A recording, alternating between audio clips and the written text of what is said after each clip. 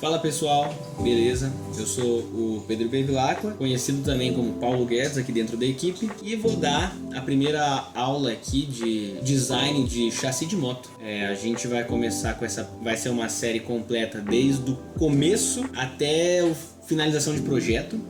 Então é uma série que é para ficar na equipe como ferramenta para passar o conhecimento realmente de projeto. E hoje a gente vai começar pela introdução. Aqui a gente vai ver objetivos do chassi de uma moto, a evolução em tipologia, e na próxima aula a gente vai falar sobre materiais também utilizados na indústria automotiva. Objetivos, mas para que serve o chassi de uma moto? Primeiramente, para fixar e oferecer proteção para os diversos componentes internos da moto. Então, se sua moto tomba, o seu motor não pode bater no chão. O chassi tem que proteger toda essa estrutura, toda essa montagem de componente ali dentro. Obviamente, suportar todas as forças que estão atuantes da moto, tanto quando ela está parada, até em situações dinâmicas extremas. Então, no caso de aceleração máxima, no caso de frenagem máxima, na capacidade máxima quando sua moto está fazendo uma curva, entendeu? E também contribuir, obviamente, com a rigidez ali do sistema para contribuir com as características dinâmicas desejadas. Para a gente começar a falar de chassi, a gente precisa entender quais partes a gente está falando sobre exatamente. O chassi pode ser dividido em três. Primeiro, o quadro principal da moto, o mainframe, que ele vai ali desde englobar a cabeça da direção da moto até o ponto de pivotação entre o quadro principal e a balança. E nesse quadro principal é onde está o motor, muitas vezes o tanque de gasolina, a caixa de ar da moto, diversos sistemas de refrigeração. Então é ali que a gente vai ter realmente a maior parte dos componentes. A gente também tem a balança, que vai fazer, junto ali com a suspensão, o trabalho da moto ficar melhor dinamicamente. Então a gente vai ter a balança e também o subquadro ou subframe, que ele vai fazer principalmente a função de, além de sustentar o peso do piloto, também fazer esse housing de alguns componentes menores, como bateria, alguma coisa da eletrônica e por aí. Então a gente tem essas três partes: mainframe, subframe e a balança, que a gente também chama de swing arm, ou o pessoal mais antigo também chama de quadro elástico. Agora, falando da evolução, como que a gente saiu de motos tão simples, em termos de tudo na verdade, mas principalmente estrutura, como que a gente saiu de motos tão simples para motos tão complexas que a gente vê hoje. Esse exemplo no canto superior direito, por exemplo, é uma moto cuja estrutura é feita usando a tecnologia de Generative Design, que combina otimização topológica, que já é uma tecnologia conhecida, capaz de possibilitar a retirada de material nas partes da peça que estão sob menos estresse, com inteligência artificial para, em vez de você ter uma peça pronta e tirar material dela depois da sua simulação, criar uma peça inteira, nova, do zero, considerando tudo isso sem fazer a retirada de material depois, por exemplo, só obedecendo às suas restrições e simulação. Como que a gente saiu disso para isso? Ou no exemplo abaixo da Bimota, que é uma moto, que é uma marca conhecida por utilizar 2 swing arms nas motos. Como se deu esse avanço tecnológico? Bom, antigamente, o que a gente tinha? Unidades de potência. No caso, lá em 1867, o que a gente tinha era a máquina a vapor. Também um veículo do dia a dia que eles já usavam eram velocípedes. Então, na França, foi inventado, eles pegaram um velocípede do Pierre Michaud, que era um ferreiro e fazia também componente para carroça. Eles pegaram o velocípede do Pierre e colocaram uma máquina a vapor da Louis Guillaume Perrot.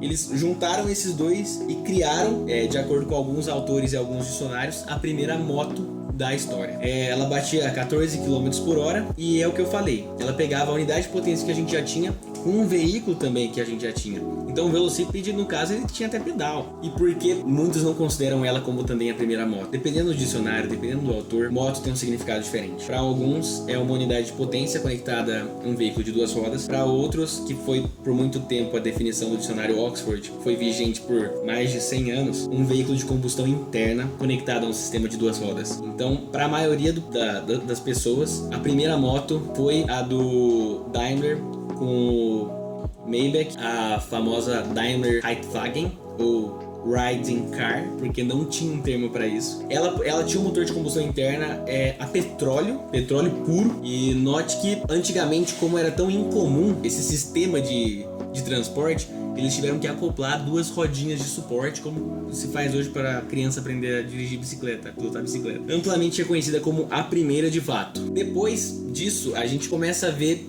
como que as estruturas, como que o chassi começou também a evoluir junto com os motores. Até agora, bicicleta a gente já tinha. O motor a combustão veio cada vez mais ficando mais eficiente. E aqui o pessoal começou também a pensar na maior eficiência da estrutura e não usar uma quase pronta já. E aí a gente vai para o nosso primeiro tipo de chassi.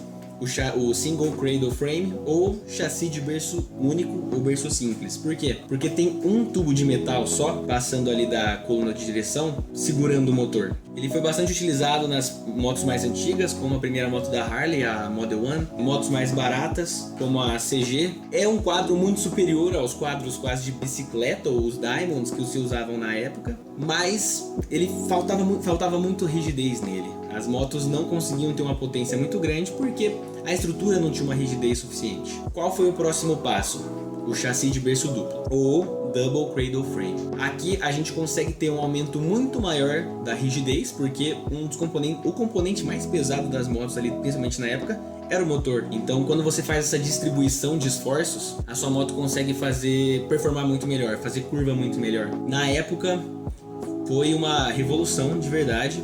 E ainda é utilizado esse tipo de geometria em motos, principalmente para o mercado indiano, onde a moto tem que ser muito barata e tem que aguentar o tranco, e a eficiência e a performance não é a principal questão a ser pensada. Um quadro que popularizou muito esse tipo de geometria foi o da Norton, conhecido como Featherbed Frame. Por que Featherbed? Porque quando o Harold Daniel, que foi um piloto que competia na ilha de Manteté, depois que ele pilotou esse quadro, ele falou que era como pilotar uma cama de penas, em vez de pilotar um portão de jardim como eram os quadros single cradle frame. A gente também tem algumas exceções e sempre, como todo assunto, também tem o meio do caminho.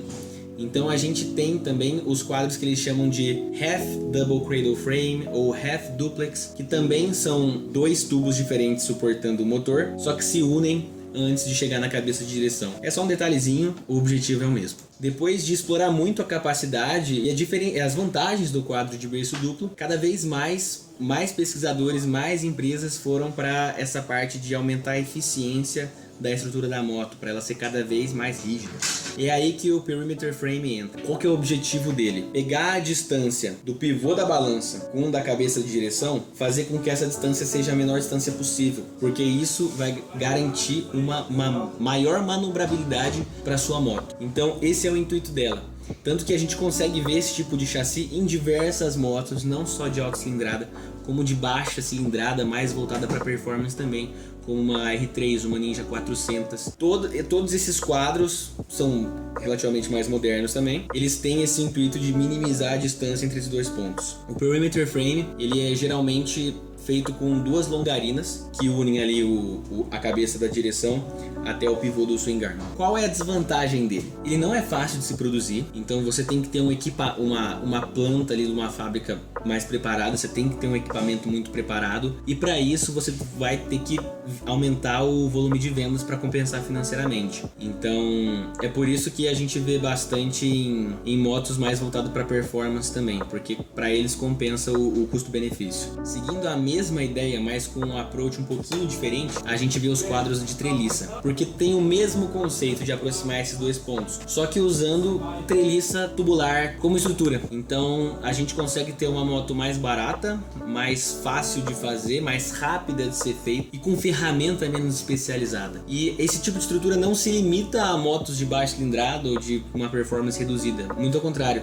A Ninja H2 aqui é um exemplo claro de alta performance que usa esse tipo de quadro. Diversas motos da Ducati, como a Ducati Monster, também utilizam. Então é um quadro muito acessível, é fácil de se produzir, tem um custo-benefício excelente. Nesse tipo aqui de estrutura a gente começa a ver uma coisa: o motor como membro estressado. Então se antes o motor era uma parte alheia à dissipação de estresse na moto, aqui não. Aqui ele exerce um papel fundamental para isso. Então o motor vira também parte da estrutura. Então você não precisa ter uma estrutura gigantesca, porque o motor também está aliviando esses estresses. Vindo para alguns casos mais especiais, a gente tem os Pressed Frames, ou em inglês também sheet metal frame, que é basicamente chapa dobrada, conformação de chapa. Então a gente tem motos que são famosas, tipo muitas scooters hoje, algumas usam um chassi tubular, mas muitas usam esse tipo de quadro. A Honda Super Cub, que vende até hoje, também usa. Janu, francesa, foi uma das primeiras a usar. E aqui a gente começa a ter um maior tipo de relação com o próximo tipo, que é o monocoque. O monocoque, quando a gente fala de monocoque, a gente pensa o quê? Alguma coisa muito cara de fibra de carbono com custo totalmente proibitivo. Só que não é verdade, o monocoque não é de hoje, ele já é antigo. O que significa esse tipo de estrutura? Vem do francês e significa casca única. E por definição, é um componente que une estrutura do veículo, não só de moto, com o corpo dele. Então a estrutura e a forma são uma parte só. E a gente tem exemplo bem antigo, como essa moto da fabricante espanhola Ossa, 250 cilindradas, que mesmo tendo muito menos potência do que as suas competidoras nas edições antigas de Ilha de Manteté, ela conseguiu ser campeã em 4 corridas seguidas por conta da sua rigidez estrutural, muito maior, principalmente nas curvas da Ilha de Man. E aqui a gente vê toda a estrutura dela, todas essas folhas de metal aqui soldadas juntas, formando o próprio corpo. E aí a gente começa também a entrar num problema que uma moto pode ter 2 tipos de classificação de estrutura. Então aqui no caso, essas que tem a estrutura em chapa de metal, quando essa estrutura vira o corpo da moto, a gente também está falando de um monocoque.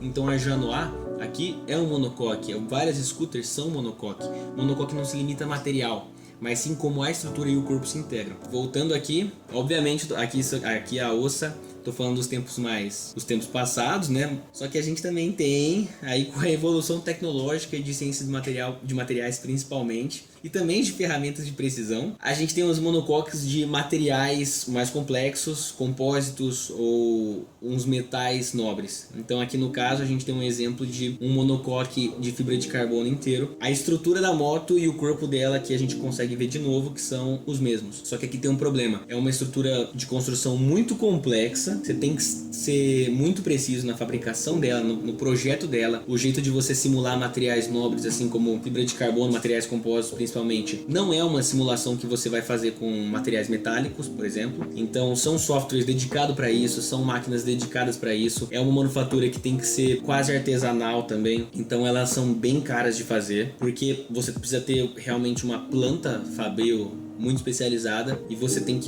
ganha dinheiro com ela no volume dela. Então quanto mais você fizer, mais barata vai ficar. Então é uma tecnologia nova, claro, como toda tecnologia se barateia com o tempo. Então a tendência é cada vez mais também não só monocoque, mas ver a utilização de materiais compostos em todos os cenários do nosso cotidiano. Você pode ter algumas estruturas que são half monocoque. Então se você um monocoque que é auxiliado por outras componentes que fazem a parte de absorção de estresse, como uma treliça pequenininha, já está na parte de half monocoque. E note que é como eu disse, não é sobre material, é sobre geometria e como ela se integra com o corpo. Então você pode ter um chassi tubular de fibra de carbono, não é um monocoque, é um chassi em treliça. E aqui são as referências que eu utilizei para fazer até agora. E espero que vocês tenham gostado dessa primeira aula de introdução, mais para mostrar do onde a gente veio, para onde a gente quer chegar, quais são as tendências, qual opção é boa para a gente usar. No caso aqui, como a gente está falando de uma equipe universitária, a gente conseguiu ver como a treliça é uma opção boa e como a gente não